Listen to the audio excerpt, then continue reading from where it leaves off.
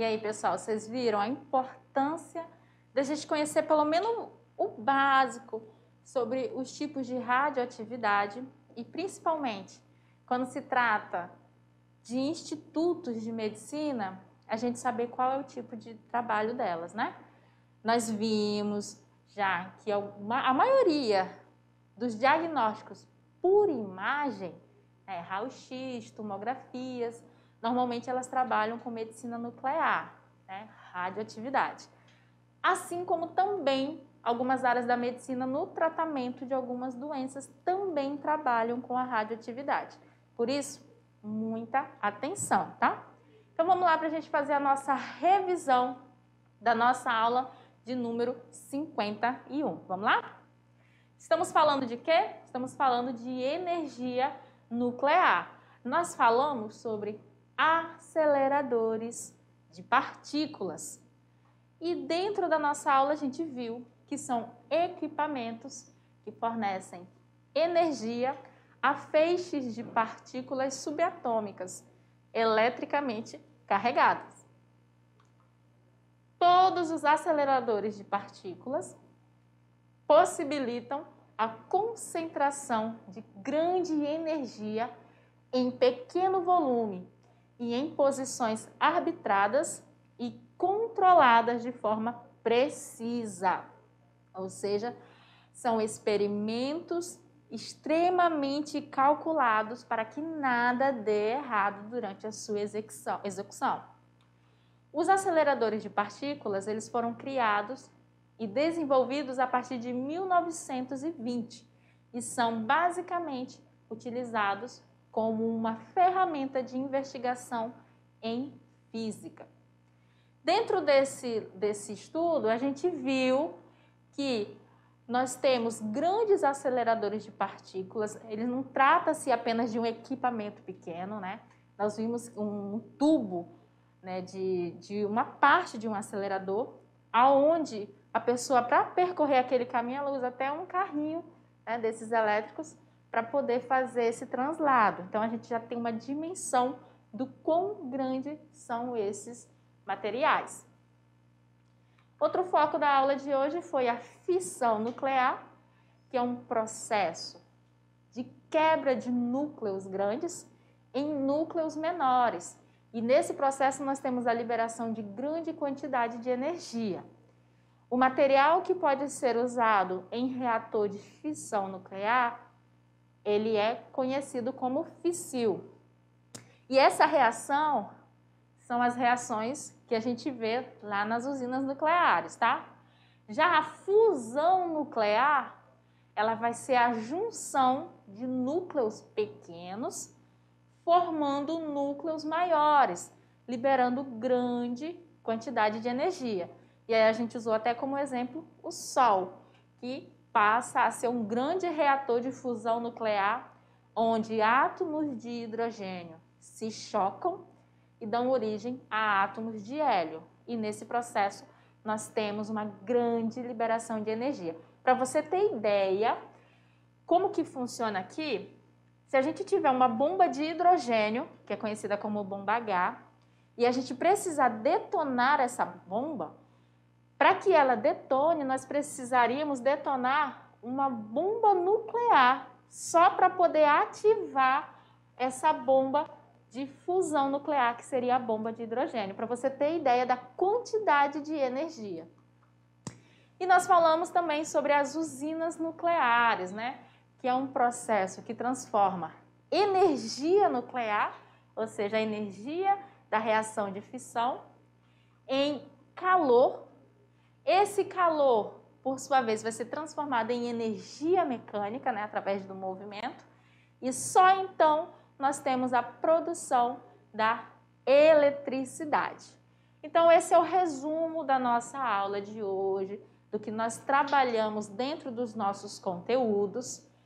Você agora vai fazer a atividade. Lembrando que as nossas atividades elas vão trabalhar todos os nossos conhecimentos em relação à radioatividade. Afinal, é o tópico que nós estamos estudando. E aí, depois que você terminar essas suas atividades, as dúvidas que puderem ter surgido nesse caminho, você volta aqui, que a gente vai fazer o nosso tirando dúvidas e resolver as atividades juntos com vocês, tá bom? Então vão lá e eu aguardo vocês aqui.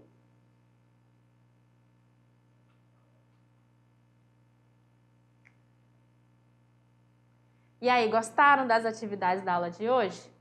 Eu, particularmente, gostei de todas, né? Mas sou suspeita a falar, né? A professora, quando gosta da atividade, normalmente o aluno fala que está difícil. Mas se você achou que estava difícil, a gente está aqui para isso, para resolver e tirar as dúvidas que possam ter surgido. Então, vamos lá para o nosso Tirando Dúvidas. E aqui nós temos a questão de número 1. E é uma questão adaptada e fala o seguinte: um dos materiais irradiados durante a operação de um reator nuclear é o fósforo 32. O procedimento para evitar a contaminação radioativa por esse material é estocá-lo para decaimento de níveis de segurança. Sabe-se que a meia-vida do fósforo 32 é de 14 dias.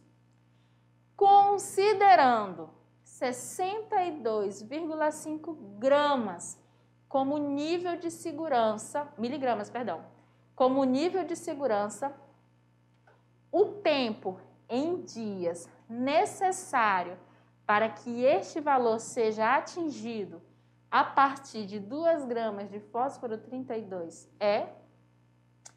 O que nós temos aqui? Ele está falando desse isótopo que é radioativo e que a meia-vida dele se passam em 14 dias, né? O tempo de meia-vida. Quando se passam 14 dias, a massa desse isótopo cai pela metade. Tranquilo? Quando ele vai ser descartado, ele é estocado até que esse decaimento dele ocorra e ele chegue a um nível de segurança, ou seja, um nível onde ele não vai estar mais contaminando, não vai estar mais radioativo. Esse nível é dito aqui para a gente considerar como sendo 62,5 miligramas, tá? Esse aí é o nível de segurança, quando esse isótopo sofre decaimento e chega a essa massa. Ele quer que a gente diga quanto tempo vai demorar para que 2 gramas desse isótopo se transforme em 62 miligramas. E aí a gente tem as alternativas em dias: 22 dias, 42 dias, 56 dias, 70 dias e 80 dias. Lembrando que cada meia-vida dele se passam em 14 dias. Então, quantos dias vamos ter que esperar para que essas 2 gramas se transformem em 62,5 miligramas? A gente calculou e observou que vão ser necessários 70 dias. Então, olha só, como é que foi feito? A cada 14 dias, a massa dele vai se reduzir pela metade, que é a meia-vida. Então, nós temos lá de início 2 gramas, certo? Ao se passar 14 dias, essas 2 gramas vai para 1 grama. Quando se passar mais 14 dias, essa 1 grama vai se transformar em 0,5 gramas. A gente tem que chegar aonde? 62,5 miligramas, né? Que se a gente for transformar isso para gramas, a gente vai ter 0,0625. Então, a gente chegou aqui, ó, a 0,5 gramas. Quando se passar mais 14 dias, esse 0,5 vai sofrer outra meia-vida e vai chegar a 0,25. Quando se passar mais 14 dias, olha só, de novo outra meia-vida e eu vou ter 0,25. Somente depois de mais outros 14 dias, nós vamos chegar a 0,0625 gramas, que é o mesmo que 62,5 miligramas. O que eu vou fazer? Eu vou somar aqui e ver quantos dias se passaram. E somando a quantidade de dias, nós vimos que foram 1, 2, 3, 4, 5, ou seja, 14 vezes 5 nós teremos 70 dias. Por isso que a nossa alternativa correta é a letra D. Muito cuidado, pessoal, nesse tipo de questão. Por quê? Nós temos unidades diferentes. Ele deu que ele tem 2 gramas, que equivalem a 2.000 miligramas, tá? Então, essas unidades aqui, elas não estão, né, digamos, esses valores não estão na mesma unidade. Ou você transformava 62,5 para gramas, ou transformava gramas para miligramas. A gente fez o cálculo e chegou no quantitativo de 70 dias, né? Para a gente poder atingir essa massa aqui. Questão número 2. O estado do Rio de Janeiro possui uma usina nuclear em atividade, que é a Angra 1. Aquela imagem que a gente viu na nossa aula é da Angra 1. Essa usina tem como objetivo a produção de uma quantidade considerável de energia a partir do processo de fissão nuclear, no qual núcleos de alguns isótopos radioativos são bombardeados por nêutrons. Os isótopos mais comuns utilizados no processo de fissão nuclear são o urânio e o plutônio, que estão representados abaixo. Então, aqui eu tenho o urânio 235 e o plutônio 239. Esses isótopos, eles são bombardeados por nêutrons, o que torna o núcleo deles instável e aí eles quebram, dando origem a 2 núcleos de menor massa. Durante a quebra, nós temos a liberação de energia nuclear. Essa energia, ela vem na forma de calor e aí vai sofrer aquele processo, se transforma em energia mecânica e depois energia elétrica. Aí vem a questão que é que a gente faça. Um isótopo radioativo sofre o fenômeno de fissão nuclear quando? Por meio de uma reação em cadeia forma 2 pontos. Letra A, 2 ou mais núcleos atômicos menores. B, um único núcleo atômico menor. C, 2 ou mais núcleos atômicos maiores. Ou alternativa D, um único núcleo atômico maior. Quando a gente está falando de fissão, estou falando de quebra. Então, logo de cara, a letra C a gente tira, porque aqui ó, eu teria uma soma, né? Eu estaria juntando o núcleo para dar origem a um núcleo de maior massa. O que mais? Na letra B, ele fala um único núcleo de menor massa. Você poderia até pensar, não, menor massa estaria correto. Só que se eu estou quebrando um núcleo, se existe uma quebra, eu vou formar só um produto? Não, no mínimo, se tem uma quebra, eu vou formar 2 produtos. Então, a letra B também está fora. Quando eu estou quebrando, eu vou aumentar a massa ou vou diminuir massa?